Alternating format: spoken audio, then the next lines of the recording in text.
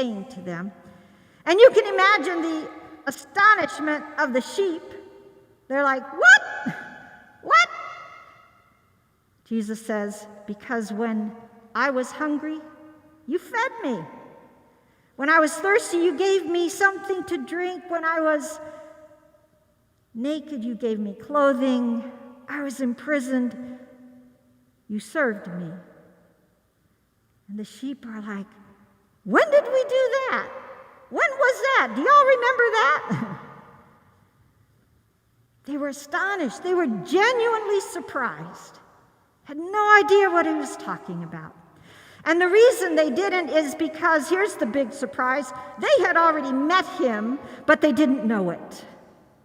The first time they had met Jesus, he was not throned in glory. He was in a state of desperate need. He was among the least of these. He said, when you did it for the least of these, my brothers and sisters, the people I call my family, when you did it for them, you did it for me. That's why I didn't recognize him, because he wasn't sitting there in glory like he was before them. He was in a state of desperate need. They already knew him in the yada, Hebrew sense of knowing. They knew him because they had served him. And so they knew him, they recognized him in the persons of need. They knew Christ because they served him. Have you ever thought about that? When you're serving people, that this is how Christ is known, in our witness of service to the least of these. Now, this list of needs is not an exhaustive list. It doesn't end there.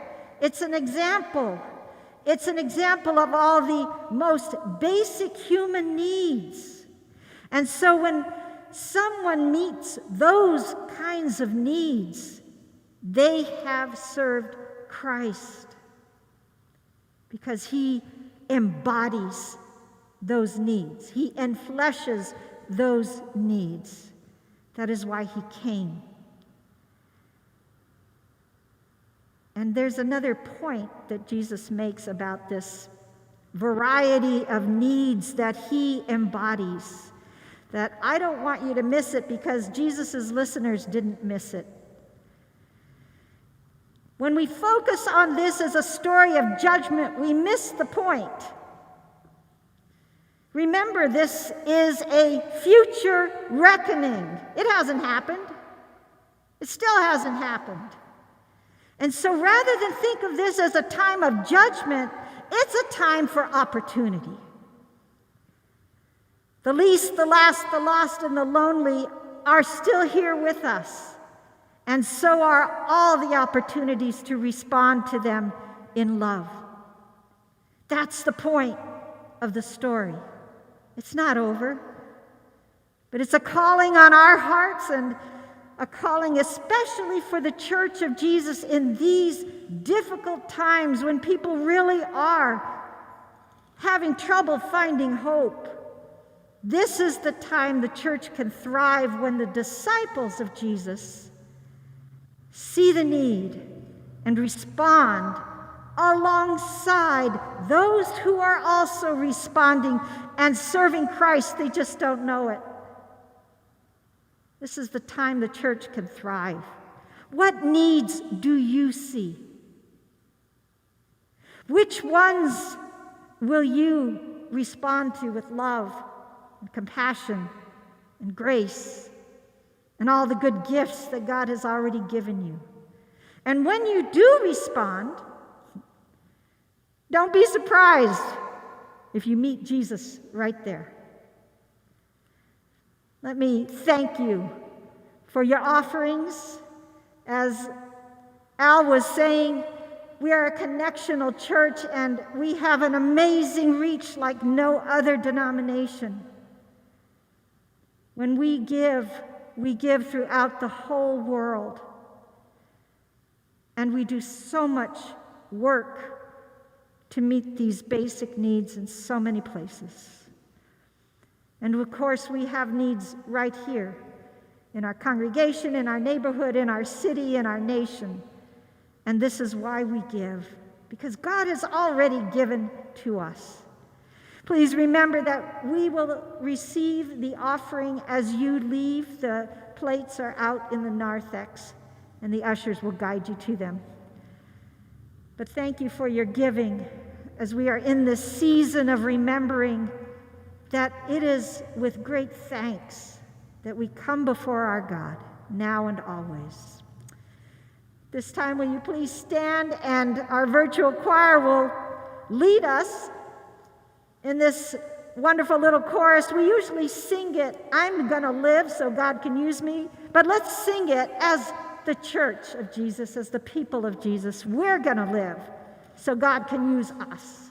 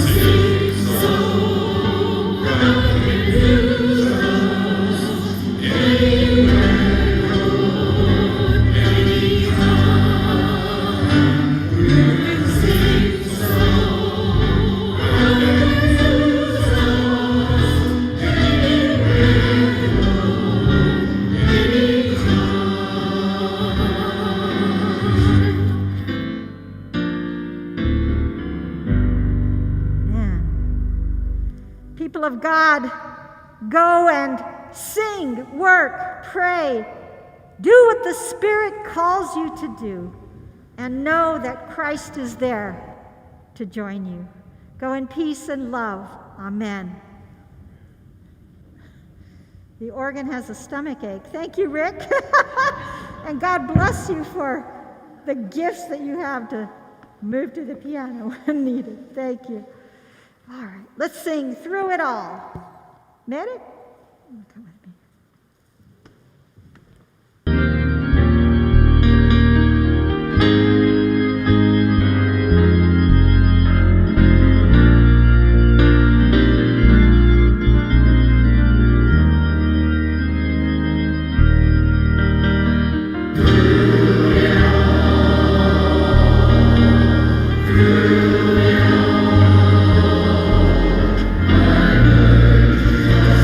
Jesus.